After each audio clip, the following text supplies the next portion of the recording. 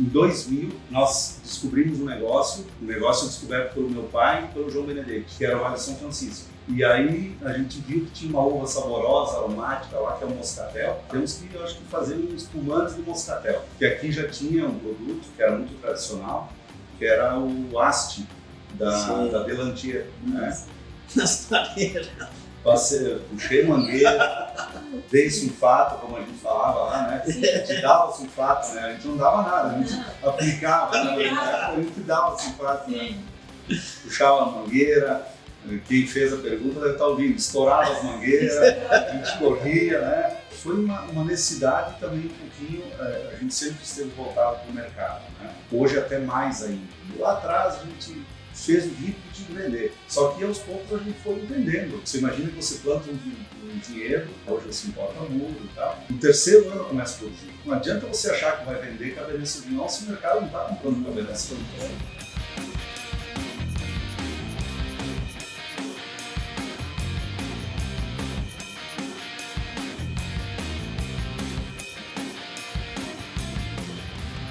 Olá, empreendedores do Bodega de Negócio.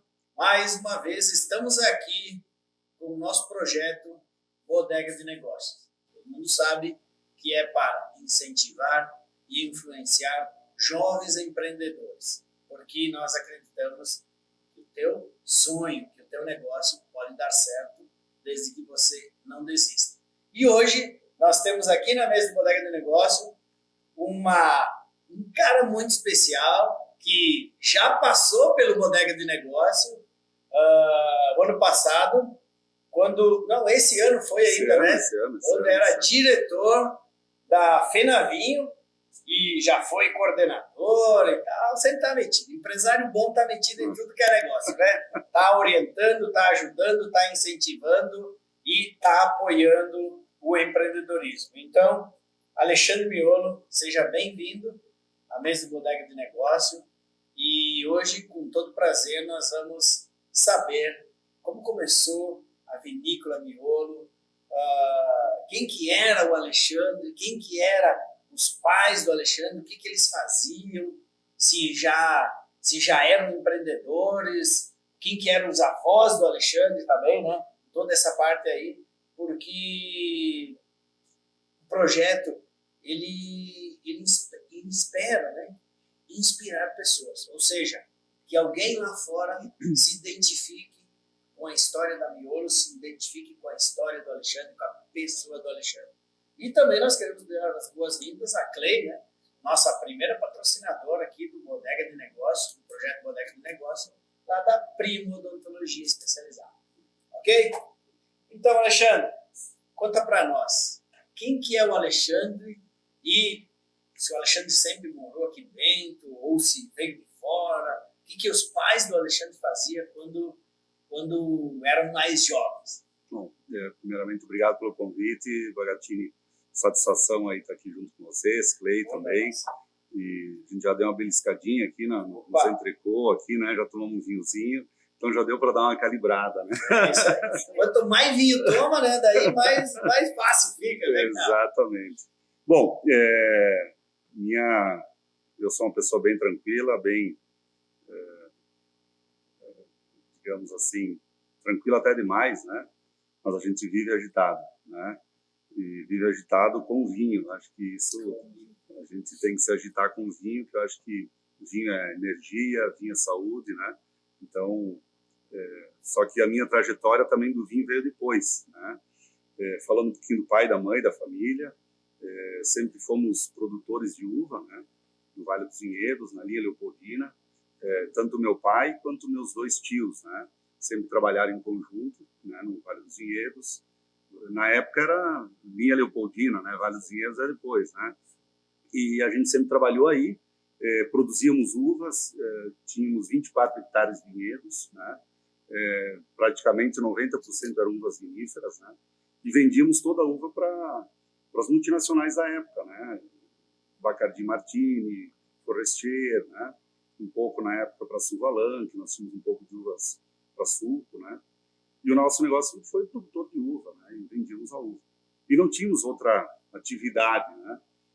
Só que na época, na década de 80, teve uma grande crise no setor, principalmente de vinhos, né? E essas multinacionais não conseguiram vender vinho suficiente que elas elaboravam, né? E aí, no primeiro ano, foi em 87, 88, nós deixamos um ano uva apodrecer no vinhedo, né? E era o nosso único meio de subsistência na época, né? Vendíamos a uva, trabalhávamos o ano todo, né? Meu pai e meus tios, a cada 2 anos, trocavam de carro com a uva, né? Era uma coisa boa, né, para os italianos e tal, né? E uma vez por ano na praia, Arroio do Sal, aquelas coisas, né? Então, isso foi um pouco a história. Só que em 88 foi também um outro ano muito difícil, a gente teve que também deixar um pouco de vinhedo, de uva apodrecendo no vinhedo, tínhamos que vender um pouco de uva a preço de uva comum, né? E aí, na época, o Adriano, meu irmão mais velho, estava fazendo estágio na Bacardi Martini em Garibaldi, e também estava, depois, um pouco antes, estava estudando em Mendonça, Argentina, ainda antes um pouco. Muito incentivado, né, pelo pessoal da Bacardi. E aí, nessa crise toda, nós não tínhamos o que fazer, né, a gente viu que estava mais difícil e tudo mais. E aí meu pai e meus tios resolveram, o que vamos fazer? Vamos fazer vinho, né? Mas fazer vinho como? Né? Na época a gente dizia, vamos fazer aonde? As vinícolas estavam cheias. Vamos construir a vinícola, né? E aí eles falaram, como, né? E a gente tinha, lógico, um pouquinho de dinheiro, tinha um caminhão que a gente usava para transportar uva, né? Para entregar. Vamos comprar as barricas. E aí eles, vamos... Então a gente vendeu o caminhão, que aí não precisava mais caminhão para transportar uva, e vendemos um trator, que não precisava todos, vendemos mais umas coisinhas e botamos aqui o dinheirinho que a gente tinha na época, né? E aí construímos a vinícola. É um prédio antigo que ainda está lá hoje, né? Que faz parte da visitação. E nós começamos a elaborar 300 mil litros de vinho, que era a nossa produção dos 24 hectares de vinhedos, né? Só que aí, o que acontece? Então aí, simplificando, a nossa vinícola surgiu por uma questão de necessidade, né? De sobrevivência, podemos dizer, né? Porque nós não tínhamos outra atividade, soja, milho, arroz, sei lá, outras coisas, né? E então surgiu em função disso, né? Fizemos o vinho. Só que fizemos o vinho, o Adriano já era enólogo, então tínhamos um enólogo para elaborar o vinho, só que a gente não tinha mais dinheiro para engarrafar o vinho. Fizemos o vinho e ia lançar a marca, né? Todo o trabalho, o que fizemos, né? O que vamos fazer? Aí o primeiro ano aí melhorou um pouquinho, a gente começou a vender vinho a granel. Aí a gente vendia vinho fino, bom, e as vinícolas compravam para misturar com o delas, porque o nosso era bom. E aí, então começamos, aí entrava dinheiro mais rápido, né? Porque vinho a granel, a gente encara o tanque, né? E aí, em 90, nós lançamos o primeiro vinho, a primeira marca, né? Que foi um Reserva Miolo, safra 90, e um Sauvignon Blanc, Reserva Miolo, safra 91, né? Então foram os primeiros 2 varietais da linha Reserva Miolo, com 8 mil garrafas. Era o conceito que a gente lançou na época, Reserva Miolo. Por que reserva? Porque era uma produção pequena, e Miolo era o nosso sobrenome, que também no início a gente não sabia o que colocar o nome e tal. Mas, vamos botar Reserva Miolo mesmo, que eu acho que, né? Era essa a questão agora. Sempre foi Miolo. Isso, sempre foi Miolo. Desde 89. Desde 89, por essa questão toda, dessa situação que surgiu, né? E o que acontece? Aí lançamos o vinho, também foi difícil, porque aí nós não tínhamos engarrafamento, aí nós terceirizamos o engarrafamento, levava o vinho uma vinícola, voltava engarrafado. Aí, histórias são longas, né? A gente rotulava tudo à mão no porão das casas, né? Bastante coisas pequenas. Chegava pedido, a gente trabalhava todo dia de noite para entregar o pedido, e entregava depois de 15 dias, né? Hoje é inadmissível isso, né? Mas na época começou a vir um monte de pedido e a gente, né? E isso foi muito bom, porque aí nós começamos a trabalhar todo o mercado. Na época aí o Fábio, meu irmão, foi para São Paulo, que aí a gente precisava vender o vinho também, né? E aí onde se vende mais vinho? Não, é São Paulo, né? O mercado é São Paulo, tudo é São Paulo tem dinheiro, né? E aí o Fábio foi para São Paulo e começamos a trabalhar no mercado de São Paulo, né? E aí começou oportunidade, negócios vieram, sempre volumes pequenos, né? E só vendíamos para restaurantes, né? O vinho Reserva Miolo não podia ser vendido no supermercado. E Aí começou a vender, aí depois veio o Pinot Noir, depois veio o Cabernet Sauvignon, Reserva Miolo. Era o Reserva Miolo, Sempre era reserva... o vinho oficial, né? Era o nosso único vinho, 8.000 garrafas só, né? E ainda a gente, durante esse período, a gente vendia um pouco a granel. Então tinha engarrafado e vendia a granel, porque tinha que ter dinheiro, tinha que ter fluxo de caixa, né? Que a gente não tinha dinheiro mais, né?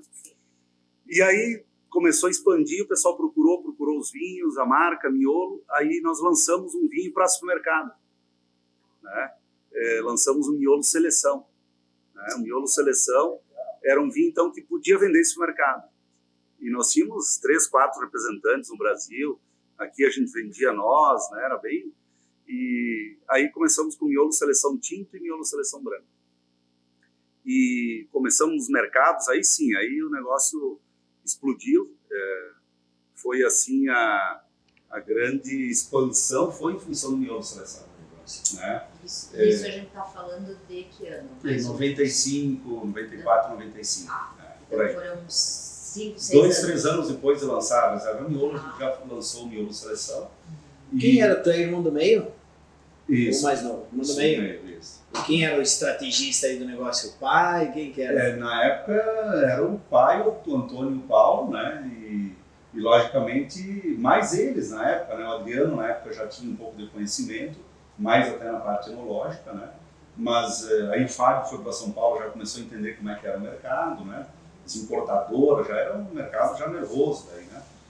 E aí começou com o vinho, aí nós entramos na TAM. Então, na época, todos os Fokker 100 viajavam para o Brasil, era almoço e janta, na época, almoço e janta, né? E Miolo Seleção dos carrinhos dos aviões da TAM.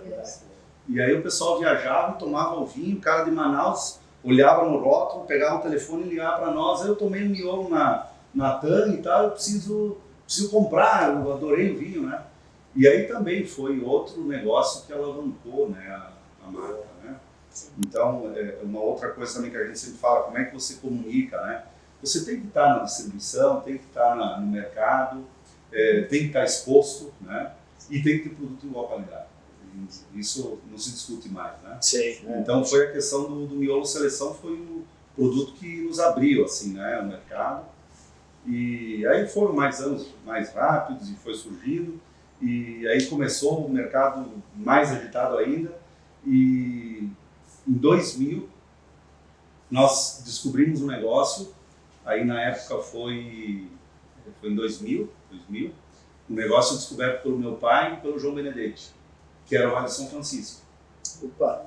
E aí a gente viu que tinha uma uva saborosa, aromática lá, que é o moscatel.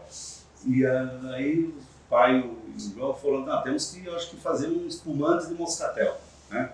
Que aqui já tinha um produto que era muito tradicional, que era o Asti da Delantier, né? Que era muito aromático e tal, né? E aí, primeira experiência foi trazer uva refrigerada. Como é que era aquela experiência, aquela Keep Cooler? Tinha também o Keep Cooler? Não, o Keep Cooler já foi depois, foi outra bebida, que também tinha, na época era de vinho, né? E aí veio essa questão do espumante moscatel, elaboramos aqui, veio em câmara fria, umas cargas a gente perdeu porque a câmara fria não funcionou, cara, tudo umas loucuras. E aí surgiu a oportunidade da aquisição da Fazenda Ouro Verde, lá na Bahia, né? Que foi um projeto que a gente adquiriu lá. E aí começou com o Terra Nova, e aí lançamos também o vinho Terra Nova, e aí o mercado estava bem aquecido com o vinho, que a gente não conseguia atender todas as demandas, isso no início aí de toda a operação. Aí a gente lançou o Terra Nova Shiraz, que era uma variedade que se dava muito bem lá no Nordeste, e aí a gente conseguia atender os pedidos. O cliente comprava Miolo Seleção, a gente mandava Terra Nova Shiraz, e o cliente aceitava. O vinho era bom, tá bom, não tem Miolo Seleção, vai.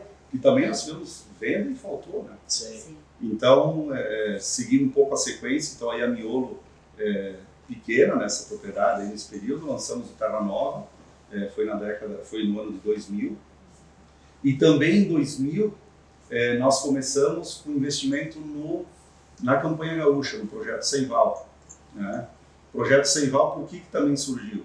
Porque com esse crescimento todo que eu comentei um pouquinho com vocês aí, desde 2000, 2001, 2002, 2013 em diante, 2004, a empresa foi crescendo. E aqui na região, Vale dos Vinhedos, aí nós não tínhamos condição de expandir muito, né? Ao longo desses anos nós adquirimos mais terras. Hoje a propriedade aqui no Vale dos Vinhedos, que é DO hoje, né? São 110 hectares de vinhedos próprios.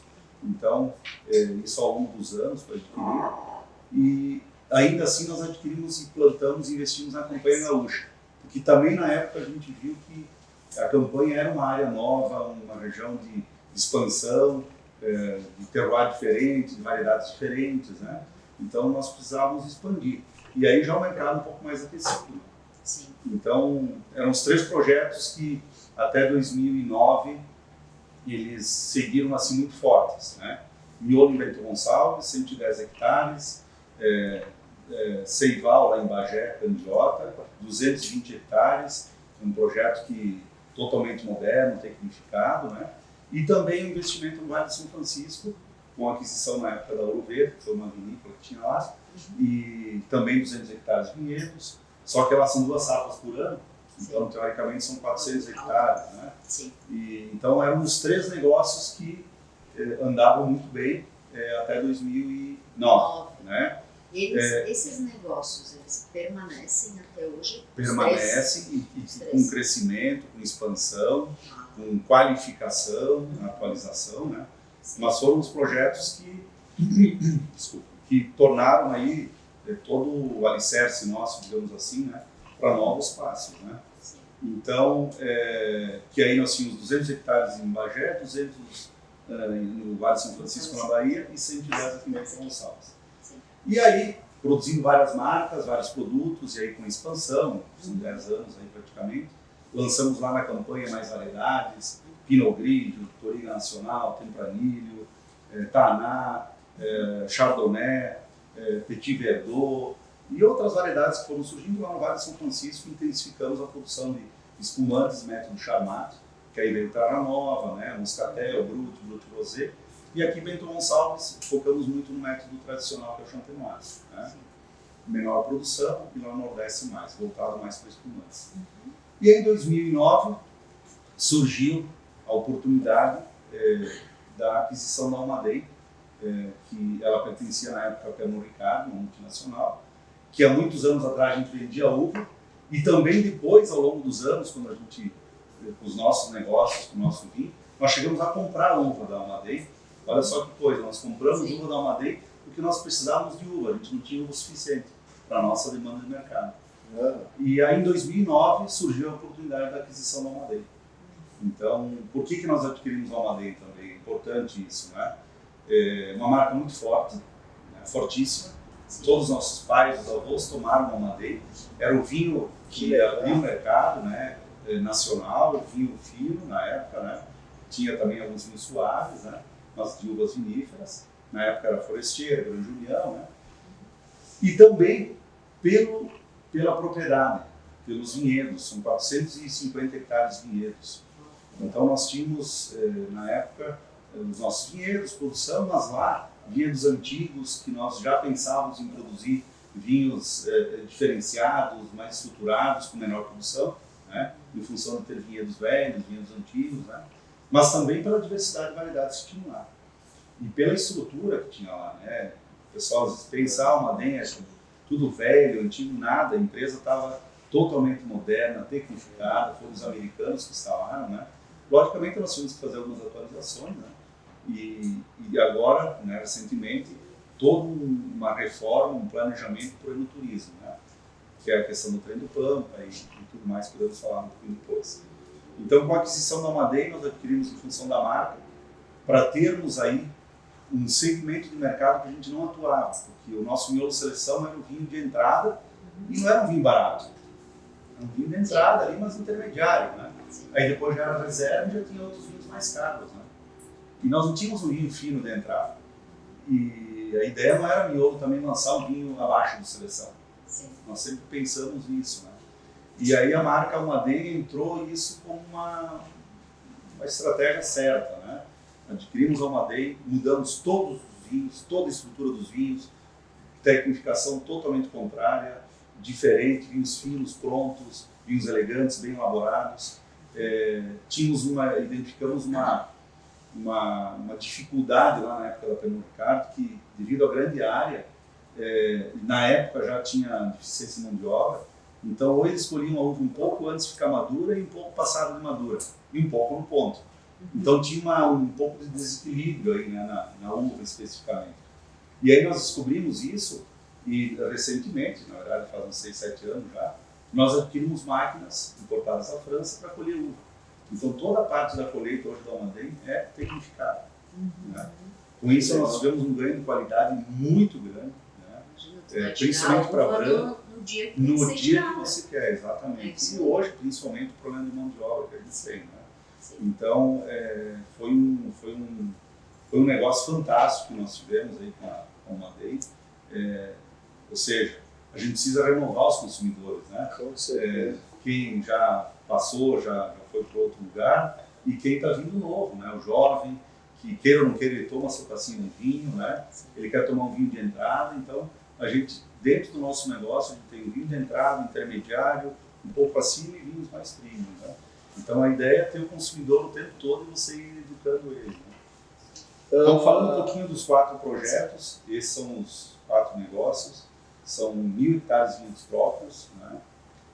Sempre pensando na seleção do vinho próprio também, porque era uma forma, e é uma forma, de você ter total controle na produção, na qualidade das uvas, do que você vai lançar, né?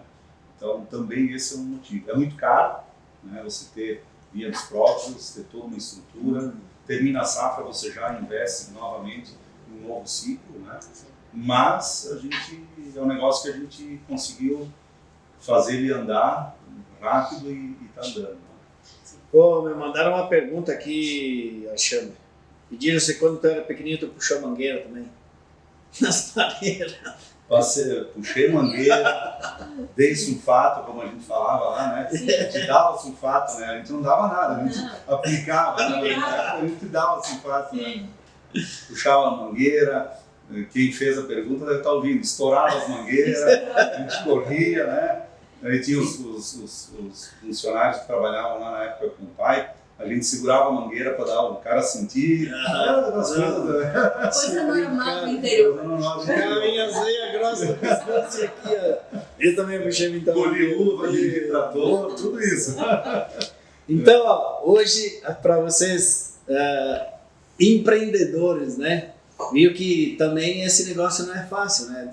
Tudo, hoje a miolo é uma maravilha, entendeu? Mas teve suas épocas ruins. E esse é o propósito. Nós queremos que você entenda que tudo que hoje é grande, um dia foi pequeno e não foi fácil, entendeu? Tiveram lá suas dificuldades, mas o que eu vou fazer? Não, venderam o caminhão, venderam o trator e vamos fazer acontecer, né? Depois se acharam que o problema estava resolvido, mas peraí, vamos engarrafar como, né, cara? E sempre tem, né, cara? Sempre tem problemas. E além da história do crescimento, né, da Miolo, nós queremos saber um pouquinho, porque às vezes o que está nos acompanhando ele não sabe, né? O vinho, o vinho tem várias castas, vamos dizer assim, variedades, né? As variedades, tá, né?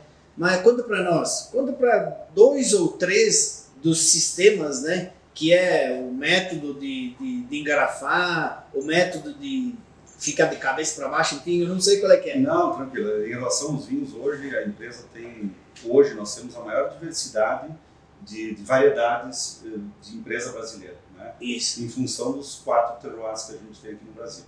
Então, hoje a empresa, a linha Almaden são 11 varietais, a linha Reserva são 10 varietais, uma é da Argentina, seleção é bivarietal, os espumantes, moscatel, rosé. Então a empresa tem hoje um mercado bem amplo em termos de diversidade de variedades, né? de clones e tudo mais. E outra, nós não fizemos tudo no mesmo local. Isso também foi um movimento que nós fizemos na época. Me lembro que a gente tinha Sauvignon Blanc e Pinot Noir aqui em Bento, na época, lá atrás, quando a gente começou. O Sauvignon Blanc, se dava 2 chuvinhas, apodrecia tudo. Então não é uma região para Sauvignon Blanc. Lá na campanha a gente colhe Sauvignon Blanc de madrugada, colheita mecânica. Sai um excelente Sauvignon Blanc. Então a gente começou a identificar as variedades aonde elas se adaptavam melhor. Então a gente pensa que toda a linha Miolo Reserva de Seleção sempre foi produzida aqui em Bento, quando começou. Sim. E depois ela foi toda para a campanha. Quanto que sofreram, né, cara? E ainda saía vinho bom, né? Não, e saía vinho bom, exatamente. E aí nós fomos para a campanha, tivemos um salto de qualidade, além do que já estava, muito grande. E com a expansão de novas variedades. Que Então, foi justamente para mostrar e buscar o consumidor. Tinha consumidor que queria Pinot Grigio, se não tinha brasileiro, ele comprava importado. Então nós tínhamos Pinot Grigio, Pinot Noir, Touriga Nacional, caças portuguesas. Então a empresa sempre foi olhando essa questão também do mercado. A questão hoje, em termos de variedades, né, produzidas, quantas são em todas Nós temos hoje umas 40 variedades, assim, 40. assim que a gente comercializa. com Né? produção nacional? Com produção nacional Sim. e algumas como varietais, né, Merlot, Cabernet, só que boa parte também dessas uvas a gente faz corte de outros vinhos. Então tem vinho que é Cabernet com Merlot, Touriga Nacional com Tinta Roriz, a gente faz os cortes Riesling, né, Chardonnay, Pinot Grigio. E a necessidade que vocês viram de produzir todas essas variedades foi a necessidade do mercado. Por exemplo, o teu público, né, o pessoal consumidor, eles queriam comprar, porém não tinha a fabricação, a produção em si, né? Exato, No momento. exato. Foi uma necessidade. Foi uma necessidade também um pouquinho, a gente sempre esteve voltado para o mercado, né? Hoje até mais ainda. E lá atrás a gente fez o vinho porque tinha que vender, né? Só que aos poucos a gente foi entendendo. Você imagina que você planta um vinhedo, se importa as mudas, né? Hoje você importa a muda e tal, e no terceiro ano começa a produzir, né? Então não adianta você achar que vai vender Cabernet Sauvignon se o mercado não está comprando Cabernet Sauvignon, né? E uma vez tu plantava, não só nós, como todos os vizinhos, o pessoal aqui, vamos plantar Cabernet. Ou senão ele olhava para a terra do vizinho e dizia que o vizinho estava ganhando dinheiro com Merlot e plantava tudo Merlot. Aí já era tarde, né? Sim, Normal isso também, né? Então, tinha sempre que olhar o mercado, o que o mercado estava consumindo e também um pouquinho a tendência do consumo, né? Sim. Aí a tendência de consumo como? É você estando no mercado, Rio, Minas, São Paulo, Sudeste, o Nordeste, que hoje é um grande mercado, o Rio Grande do Sul aqui também, né? Onde está todo mundo, onde o consumo de vinho aqui é mais habitual, né? Em função da cultura, né? Então, foi um pouco isso, olhando o mercado também, né? E hoje, obrigatoriamente, você tem que olhar o mercado. Sim. Né? Antes a gente olhava, e às vezes vinha a demanda do mercado. Hoje, obrigatoriamente, você tem que olhar o mercado. Não, eu quero lançar um vinho que... Você lança. Se não vender. Se não vender, hoje nós não temos, por mais que a empresa está muito bem estruturada em todos os projetos e tudo mais, com marcas e tudo, nós não podemos dar o luxo de dizer, vamos lançar um vinho aqui para ver o que vai dar, né? Eu lembrei agora de uma dita que o Elton Gialdi deixou para nós aqui e ele falou o seguinte, ele disse, hoje, nós falando de mercado, né, nós devemos zerar o mínimo possível. Mas daí vem um cara e diz assim, mas zerar é humano. Beleza, mas nós não precisamos ser tão humano assim, dizendo, né, cara? Porque o erro, vamos falar, num lote de vinho, que faz lá, eu não faço ideia, mas, sei lá, 500 mil garrafas, um erro desses aí é um prejuízo enorme. A parte enológica, primeiro que você tem toda uma estrutura, né, laboratórios, profissionais, enólogos. Nós temos 2 enólogos em cada unidade, que o tempo todo tem todas as certificações ISO. Ou seja, eu diria assim, é inadmissível tu perder um vinho. Se quer perder um vinho, é um problema de elaboração, alguma coisa na época de safra, né? Por toda a tecnologia, por todos os processos que você tem, né? Então, eu diria que não é nem um erro, né? Eu acho que não, hoje não tem como acontecer isso, não pode acontecer isso, né? Agora, a questão de vinho, de você lançar no mercado, pela questão do custo, né? Sim. Você lançar um vinho, você ter uma nova marca, por isso também que a empresa, toda vez que ela lança alguma coisa, ela usa as suas marcas, os seus complementos, uma submarca, para não ter que desenvolver uma marca nova, né? Desenvolver uma marca nova hoje é muito caro, né? Com 30 mil marcas que tem no Brasil hoje disponível, né? Então, uma das nossas grandes fortalezas, primeiramente, é a qualidade, né?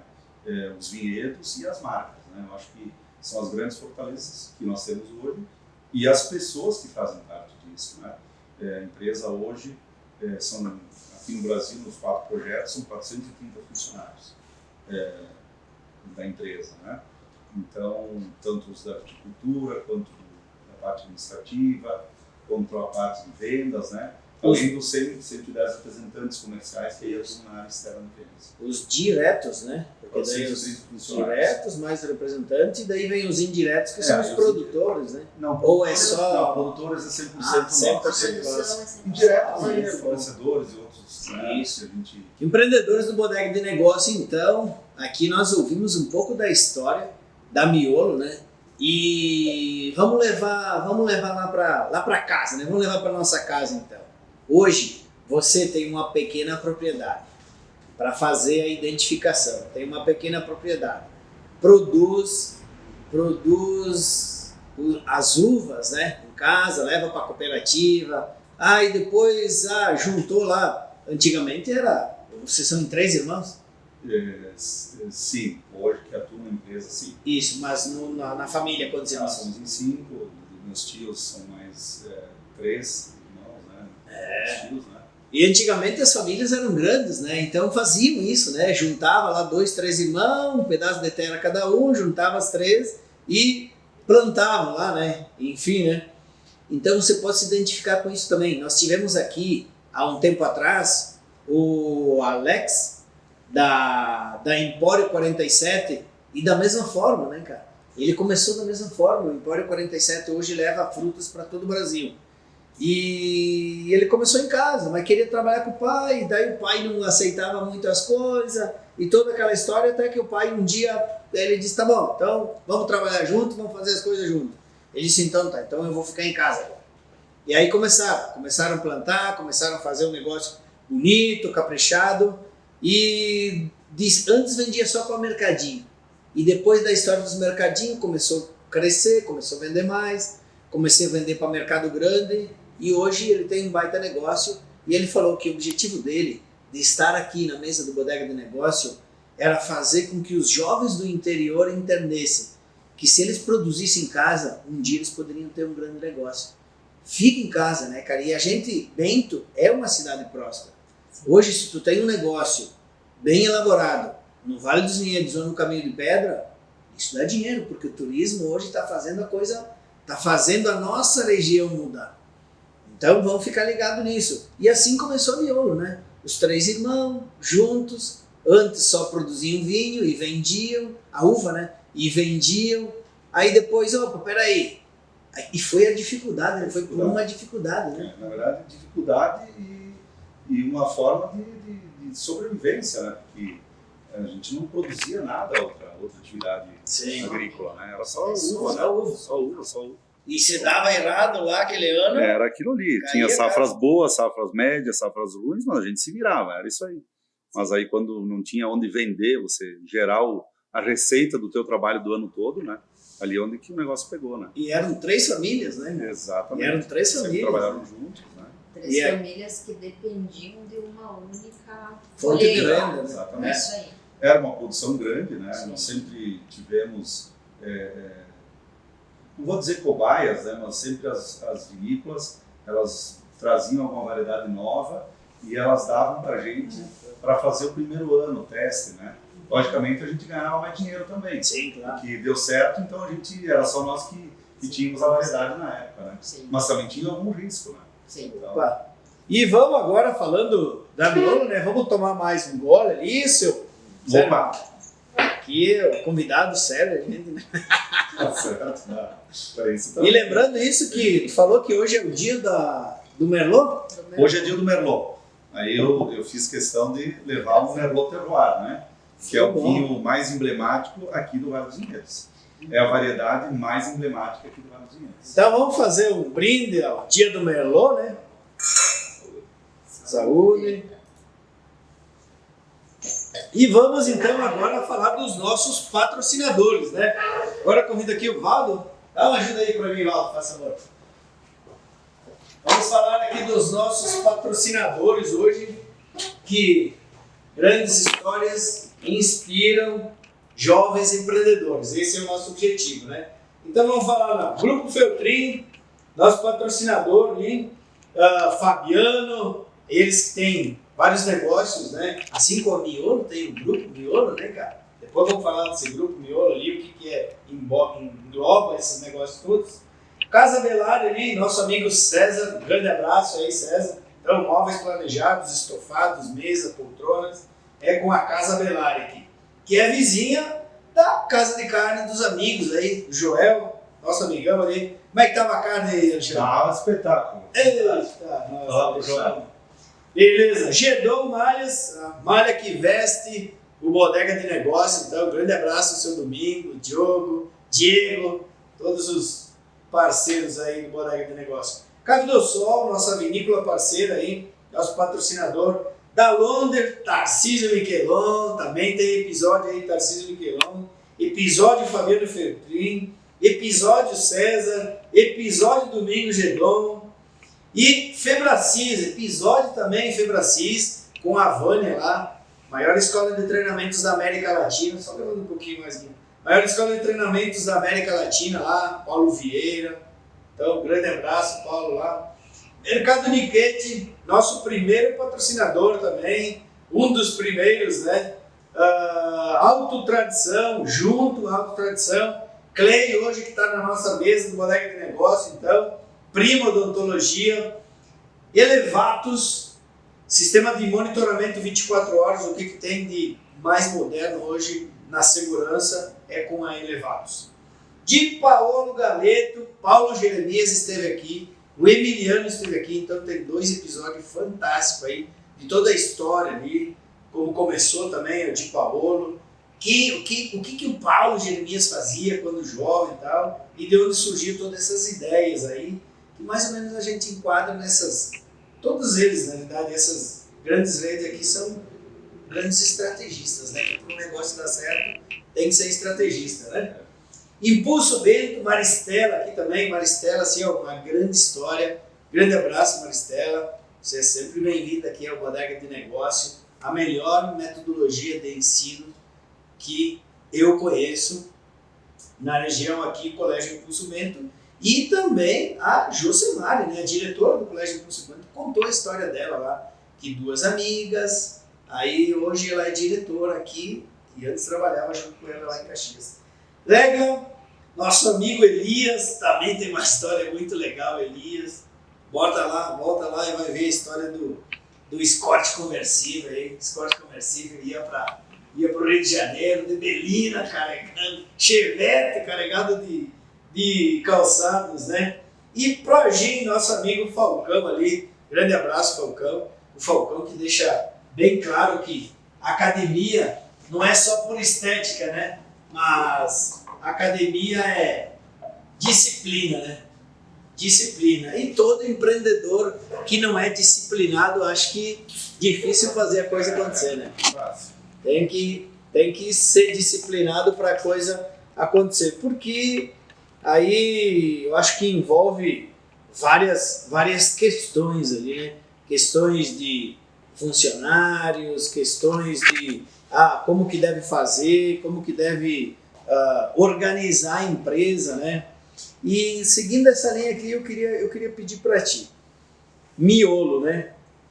Como que é o processo da Miolo? Como foi o processo teu quando tu iniciou lá na Miolo? Tá? Começou lá puxando mangueira, dando no sofá, tal.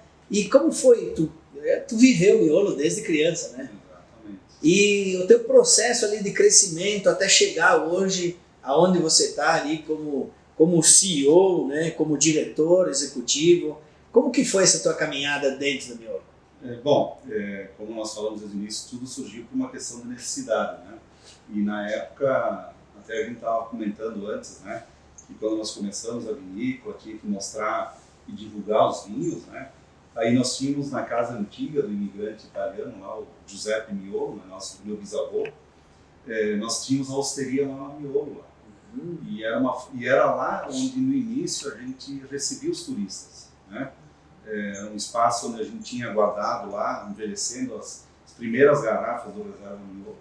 E lá a gente vendia e recebia o turista e lá também à noite a gente servia jantares para grupos, na época de todos os eventos, do Dalonde, levando turista. Eu me lembro na época os Time de futebol, concursados do lá. Banco do Eu Brasil, trabalhei lá e era maravilhoso. CVC, você trabalhou lá, né? Você Maravilhoso. comentou, CVC, né? E isso foi até 2000. Eu trabalhei lá na hosteria e a gente não tinha tempo de namorar na época, né? Eu estudava de manhã, trabalhava de tarde na vinícola com o Paulo, na cantina, e à noite tinha jantar, então. E ainda eu lavava copo, né? Eu lembro que eu lavava copo do lado da hosteria. E a cozinha, as mulheres, minha mãe, minha avó, lavava toda a parte da cozinha. Aí eu lavava os copos. E aí no dia seguinte já tinha almoço, então era o tempo todo em função, né? E aí em 2000, aí com a expansão, em que a gente estava comentando antes sobre a vinícola, que a gente precisava vender e tinha demanda, na verdade, não só precisava vender, como tinha oportunidade de mercado. Aí meu pai e meus tios disseram: Alexandre, tu não quer ir para o Nordeste, né? Eu disse: mas vou sair daqui. Eu tinha 20 anos na época, né? E eu disse: vou sair para o Nordeste, largar tudo aqui, né? Era tudo bom, Bento, né? Tudo tranquilo. E aí eu saí, fui para Recife. Então eu cuidei da área, montei, na verdade, toda a estrutura da área comercial do Nordeste, Norte e Nordeste. Então eu viajava, eu residi 4 anos em Recife. E montei toda a estrutura lá, que nós não tínhamos nada praticamente. E foi uma grande conquista na época, porque no 4º ano a gente atingiu 100 mil caixas de vinho no Norte e Nordeste. Era um volume grandioso, né, na época. Né? E sempre foi na área comercial no trabalho e foi meio que por uma necessidade. Né? Não estudei para vender. Né? A gente foi e aí sempre o negócio do vinho tem sua história sempre. Né? Você tem que saber vender vinho, obviamente, sim, conhecer, mas a nossa comunicação era a história, a qualidade, as marcas, né? E isso foi o que marcou toda a nossa trajetória. Né? Então, o negócio nosso do vinho foi isso. E aí depois fui para o Rio de Janeiro, fiquei 16 anos no Rio, né? Cuidando da área comercial, a parte de gestão comercial Brasil, do Rio de Janeiro, né? E estou de volta aqui em Bento, está fazendo 5 anos agora. Retornei, fui durante o período da pandemia também, né? Fui no ano 2000, que eu voltei para Bento Gonçalves. E cuido da área comercial Brasil, daqui de Bento Gonçalves. Continuo viajando bastante, né? Remarcamos 3 vezes a entrevista já. Isso aí. Entre uma viagem e outra, né, cara? Então foi um pouco a trajetória, né? Viajei bastante, conheço todo o Brasil. Eu só nunca fui para o Acre e Roraima. Nunca fui, né? Temos mercado lá, temos representantes lá, mas na época que eu estava lá eu nunca tinha ido, né? Então, viajei de carro 5 vezes para Recife de Bento. Umas coisas de jovem, né? E quando eu casei também, né? Então, são histórias assim, né? O mercado, a gente, e como nós falamos, né, anteriormente, você tem que estar no mercado, você tem que entender o mercado, distribuição, vinho é muito de distribuição, como pode ser outras bebidas, né? Cerveja, Coca-Cola, todas as bebidas. Vinho também tem que ter distribuição. Você precisa estar acessível ao consumidor, né? Um posicionamento de preços, né? Então, o meu negócio, a minha história sempre foi voltada para a área comercial, né? Então, não tive uma doutrina de como vender vinho, né?